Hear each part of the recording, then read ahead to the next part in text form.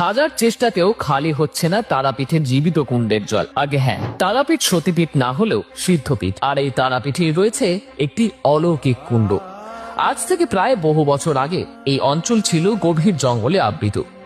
এমনই একদিন বাণিজ্য করে ফেরার পথে বণিক জয়দত্ত সওদাগর নোঙর করেছিলেন তারাপীঠে, অর্থাৎ তৎকালীন চণ্ডীপুরে। কিন্তু আকস্মিকভাবেই এক সর্পদংশনে ইহলোক ত্যাগ করেন তার ছেলে।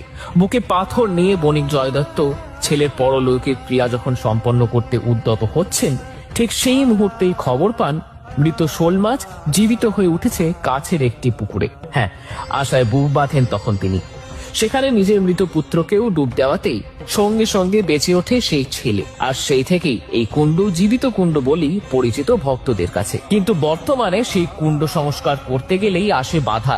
পুকুরের সমস্ত জল বের করে দিতে পারলেও মূল কাঠামো থেকে জল নাকি আর বের করা যাচ্ছেই না। যতবার জল বাইরে ফেলা হচ্ছে, ঠিক ততবার কুণ্ডটি ভরাট হচ্ছে জলে। আর এই ঘটনাকেই অলৌকিক বলে বিশ্বাস করছেন ভক্তরা। আপনার কি মনে হয়, অলৌকিক নাকি এর পেছনে রয়েছে অন্য কোনো কারণ? কমেন্ট করে